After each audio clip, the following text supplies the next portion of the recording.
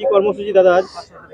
আজ আমাদের বীরভূম জেলার অভিভাবক অনুব্রত মণ্ডল মিথ্যা মামলায় আইনের বেড়াজালে তিহার জেলে বন্দী ছিলেন। উনি কাল বৈকাল বেলায় মুক্তি পেয়ে বেল পেয়েছেন। এই জন্য আমরা খুশিতে আজ কিন্নারের মানুষ বাসবেলা থেকে আর মিষ্টি বিতরণ করলাম।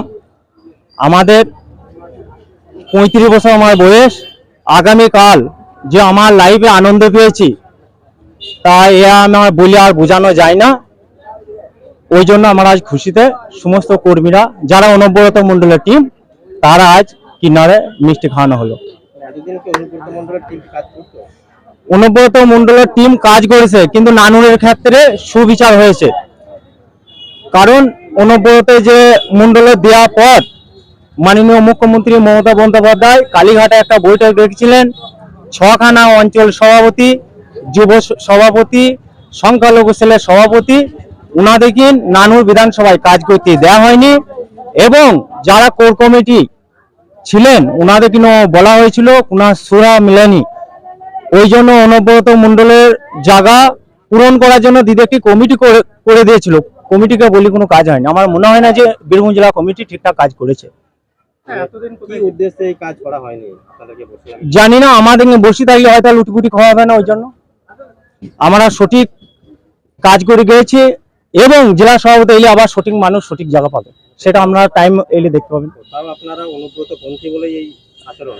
বিলকুল একদম অনুব্রত মণ্ডলের যারা ঘনিষ্ঠ লোক তারা নানুর বিধানসভায় বসে আছে, আপনারা জানেন, সেটা দেখেছেন। 6খানা অঞ্চল সভাপতি বসে আছে এবং আমাদের কাল খুশির ঈদ হয়েছে এরকম বলতে পারি। নানুরা বীরভূম জেলায় বহুত প্রান্তে, শুধু বীরভূম জেলায় নয় ওয়েস্ট বেঙ্গল জুড়ে। মানে ফিরে আসার পর সেটা টাইম সময় বলবে, খেলা হবে, দেখতে পাবেন। সব রেডি আছে, ঢাক টাক যেমন দাদা এসে নির্দেশ দেবে। আমাদের কাজ হচ্ছে ঐক্য পালন করা, সেটা আমরা পালন করব।